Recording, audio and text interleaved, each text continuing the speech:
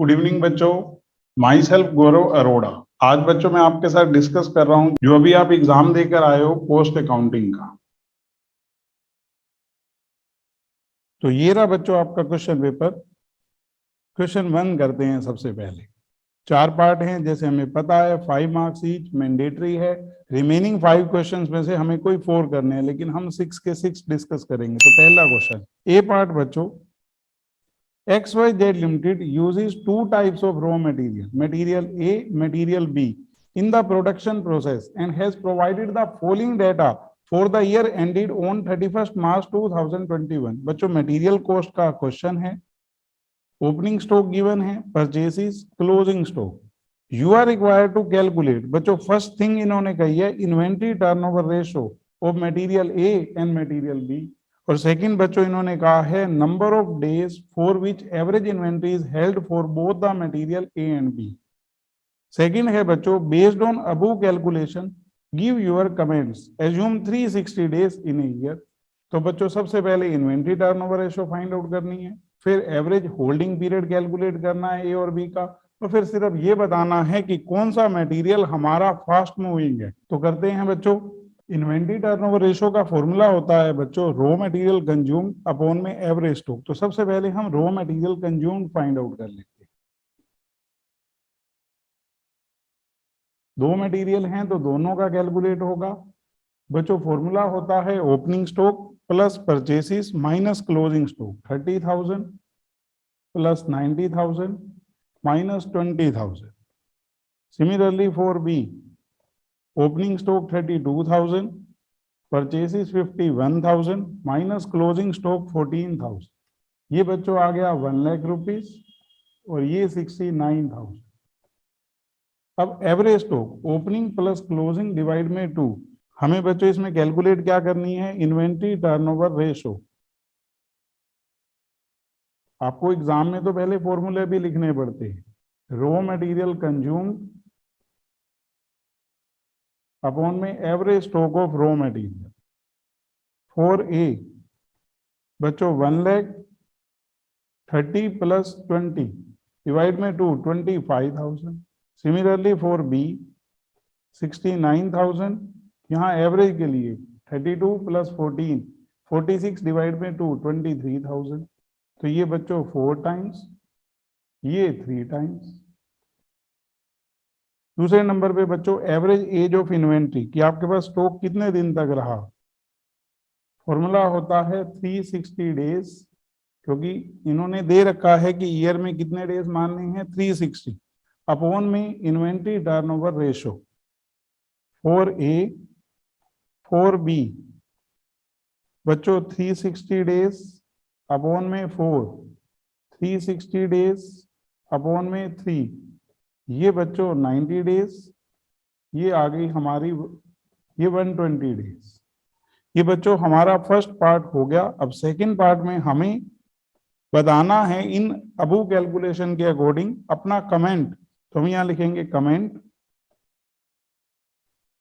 Material A is fast moving then material B. और मैं ये किस बेसिस पर कह रहा हूं, because material A average holding period, जो इसका होल्डिंग पीरियड है ना average age of inventory, is less than average holding period of B. तो ये बच्चों हमारा ए पार्ट हो गया। बी पार्ट बच्चों the accountant of KPMR Limited has prepared the following budget for the coming year 2022 for its 2 product A and J। तो इन्होंने बच्चों हमें प्रोडक्शन एंड सेल बता रखी है, यूनिट्स 4,000 ए की और जे की 3,000। इसके अलावा per unit selling price, direct material, direct labour, variable overhead, fix overhead. आगे बच्चों कह रहा है after reviewing the above budget the management has called the marketing team for suggesting some measures for increasing the sales. The marketing team has suggested that by promoting the products on social media sales quantity of both the product can be increased by 5%, मतलब ए की cell 4000 से बढ़कर 4200 हो जाएगी और B की 3000 से बढ़कर 3150। Also selling price per unit will go up by 10%, but this will result in increase in expenditure on variable overhead and fixed overhead by 20% and 5% respectively for both the product। इसने direct material direct labour के regarding कुछ नहीं कहा, वो per unit same रहेंगे बच्चों। You are required to prepare flexible budget for both the product before promotion on social media, after promotion on social media. तो बच्चों बेस्टी कंट्रोल का है ये हमारा फ्लेक्सिबल बजट का। अब बच्चों मुझे यहाँ क्लियरली आपको एक बात बतानी है, आपको फ्लेक्सिबल बजट बनाना है। आप दो भी बना सकते हैं, फर्स्ट पार्ट के लिए और सेकंड पार्ट के लिए, और बच्चों आप एक भी बना सकते हो। तो अब एग्जाम में 5 मार्क्स का है तो हम उसके अकॉर्डिंग एक ही बना देंगे, उसमें 2 कॉलम बन जाएंगे। तो देखो बच्चों करते हैं फ्लेक्सिबल बजट। ये बच्चों हमने 2 कॉलम बना दिए क्योंकि उनके आगे सब कॉलम बनने हैं। पहला केस है बिफोर प्रमोशन, जो अभी की सिचुएशन है ऑन सोशल मीडिया, और case second after promotion on social media. इसके अंदर बच्चों 2 सब कॉलम हो जाएंगे ए और जे के लिए। इनके नीचे हम यूनिट लिख देंगे ताकि हमें कोई भी कंफ्यूजन ना रहे। पहले बच्चों 4000 यूनिट्स और 3000 यूनिट्स, और आफ्टर प्रमोशन बच्चों 4200 यूनिट, क्योंकि 5% इंक्रीज करना है हमें क्वांटिटी को, 3150 यूनिट्स। अब बच्चों 1 बाय 1 जैसे दे रखा है वैसे लिखते जाएंगे। सबसे पहले सेल्स हमें 200 पर यूनिट दे रखी है, तो 4000 इंटू 200, 3000 इंटू 180। सिमिलरली उसने हमें कहा था कि सेलिंग प्राइस 10% से इंक्रीज हो जाएगा, तो 4200 इंटू 220, कि बच्चों 3150 इंटू 190, 10% सेलिंग प्राइस को इंक्रीज करने के बाद 6,23,700, ये बच्चों सेल्स आ गई। इसको बच्चों हम ए लिख देंगे, इसमें से टोटल कॉस्ट लेस करनी है, तो 1 बाय 1 कॉस्ट लिखते जाते हैं। सबसे पहले बच्चों डायरेक्ट मटेरियल, अब ये पर यूनिट सेम रहेंगे, तो हम यहाँ लिखेंगे 4000 into 80, 3000 into 70, 4200 into 80, 3150 into 70। Similarly direct wages बच्चों 4000 इंटू 40, 3000 इंटू 35, 4200 इंटू 40, 3150 इंटू 35। इसके बाद बच्चों वेरिएबल ओवरहेड्स। वेरिएबल ओवरहेड पहले बच्चों 20 रुपए और 25 रुपए पर यूनिट, तो हमने यहां लिख दिए। अब इन्होंने 25% इंक्रीज बोला है, तो यहाँ हमारे हो जाएंगे 24 रुपीज पर यूनिट, और यहाँ पर 25, यहाँ पर बच्चों 25 का 20% कर रहा हूँ 5, तो 30 रुपीज पर यूनिट। और लास्ट वन बच्चों फिक्स ओवरहेड। फिक्स ओवरहेड ना पहले टोटल में तो रहते हैं कांस्टेंट, जैसे 4000 यूनिट पर 10 पर यूनिट दे रखी है, ओके हो गई बात। 40,000 आप मुझे कहते हैं 5% इंक्रीज, तो मैं इसी में इंक्रीज करूंगा 5%, मतलब ये यूनिट्स के साथ वेरी नहीं करेंगे। 42,000। दूसरे केस में 3000 यूनिट्स इंटू 10, 30,000, तो 5% इंक्रीज होने पर 31,500 हो जाएंगे। ये बच्चों 3150, 25 का 20% 30, तो ये 94,500। अब बस बच्चों हमारा काम है कोस्ट का टोटल करके सेल में से लेस करना, ताकि हमें प्रॉफिट पता लग जाए। तो ये हमने बी किया टोटल कॉस्ट। आप साथ साथ भी लेस कर सकते थे। पहले का टोटल है बच्चों 6 लाख, दूसरे का 4,20,000, थर्ड कॉलम का बच्चों 6,46,800, लास्ट वाले कॉलम का टोटल बच्चों 456,750। और ये बच्चों profit sales minus total cost, A minus B. ये बच्चों 2,120, 2,77,200, 1,66,950। तो ये बच्चों सेकंड पार्ट हो गया। सी पार्ट कर रहे हैं। A skilled worker is paid a guaranteed wage rate of ₹150 per hour. ये स्टैंडर्ड रेट हो गया। The standard time allowed for a job is 10 hours. तो स्टैंडर्ड टाइम है बच्चों 10 hours. He took 8 hours to complete the job. He has been paid wages under Roman insanity plan. You are required to first बच्चों calculate effective hourly rate of earning under Roman insanity plan. तो आपको Roman plan के under effective early rate calculate करना है। Second, calculate the time in which he should complete the job if the worker is placed under Halsey insanity scheme 50% and he wants to maintain the same effective hourly rate of earning. मतलब अगर हम उसी worker को हालसे plan में shift कर देते हैं तो उसको वही इफेक्टिव रेट ऑफ अर्निंग रहे तो वो काम कितनी देर में करे। तो बच्चों एज इट इज स्टडी का क्वेश्चन है हमारी, तो एक बार करते हैं। हियर स्टैंडर्ड रेट है बच्चों पर आवर का 150, स्टैंडर्ड टाइम 10 आवर्स और एक्चुअल टाइम 8 आवर्स। अब हमारा काम है सबसे पहले इफेक्टिव आवर्ली रेट कैलकुलेट करना, वो रोमन प्लान के अंडर। टोटल वेजेस का हमारा फॉर्मूला होता है बच्चों actual time into standard rate plus actual time upon standard time into time saved into standard rate. तो ये बच्चों 8 इंटू 150, 8 अपॉन में 10 इंटू 2 इंटू 150। यहाँ अगर बच्चों हम बात करें तो 1200 रुपये और यहाँ 240, तो 1440 और effective hourly rate total wages upon में एक्चुअल टाइम बच्चों 8 आवर्स, तो ₹180 पर आवर।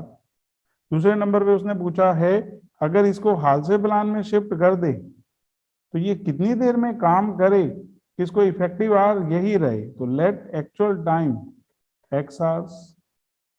अब इसकी जो टोटल वेजेस है ना बच्चों उसका हम फॉर्मूला लगाते हैं पहले, actual time into standard rate plus 50% of time save into standard rate. और दूसरी तरफ से टोटल वेजेस निकालने का तरीका होता है actual time into effective rate. Effective rate ये वही चाहता है 180। अब बच्चों x इंटू 150, 50% ऑफ कितना टाइम सेव किया है, टाइम अलाउड था 10 आवर्स, तो स्टैंडर्ड रेट 150 ये आपका आ गया। अब इसको सोल्व करते हैं बच्चों, 180x 150x 50% का मतलब 50 अपॉन 100 1/2 10 माइनस x इंटू 150। बच्चों 180x माइनस 150x यहाँ पर 1/2 हो गया, 10 माइनस x 150। ये बच्चों मैंने कैंसिल किया 75, 30x 75 अंदर मल्टीप्लाई हुआ 750 माइनस 75x। अब बच्चों ये 75x इधर आकर प्लस हो गया,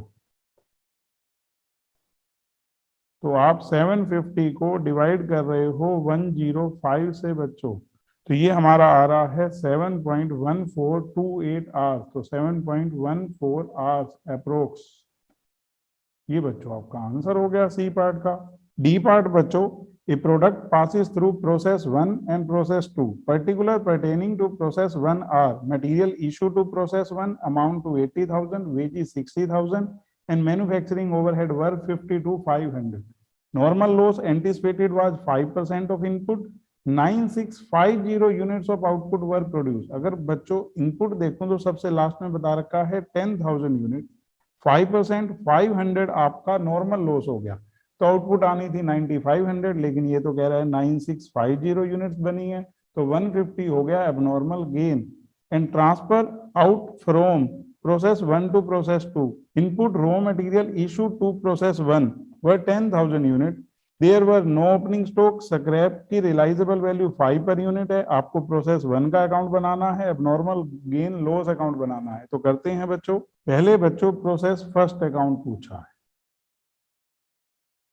यहां बच्चों हमने लिखा मटेरियल इशूड, जो शुरू में हमने मटेरियल लगाया है 10,000 units 80,000 rupees, wages 60,000, manufacturing overheads 52,500, normal loss है बच्चों हमारा 5%, 500, रियलाइजेबल वैल्यू है बच्चों 5 पर यूनिट, तो 2500, तो आउटपुट 9500 आनी चाहिए, 9650 है, तो एबनॉर्मल गेन हो गया बच्चों।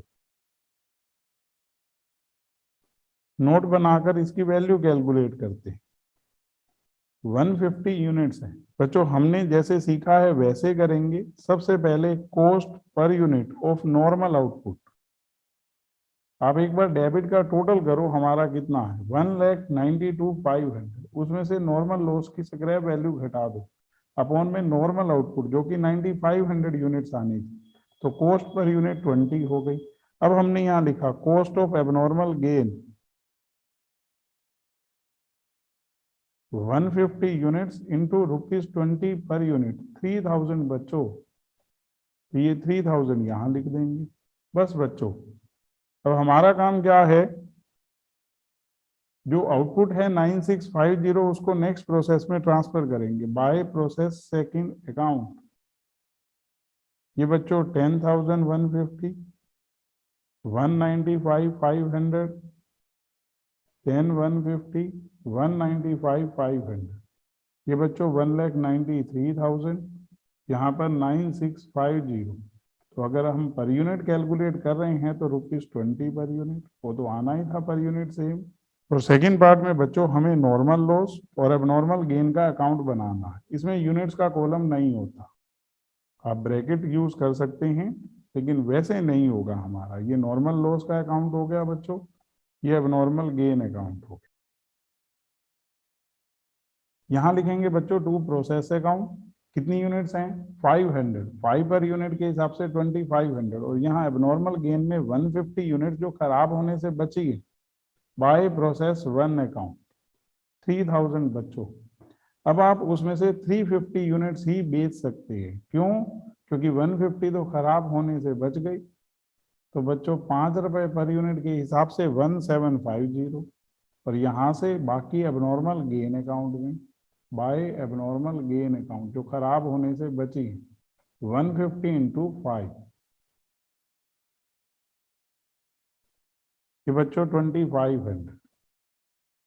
अब हमने इसको यहाँ लिखा टू नॉर्मल लॉस अकाउंट 750, और बाकी 2250 कॉस्टिंग P&L अकाउंट में ट्रांसफर हो जाएगा 3000, 3000। ये बच्चों हमारा फर्स्ट क्वेश्चन हो गया।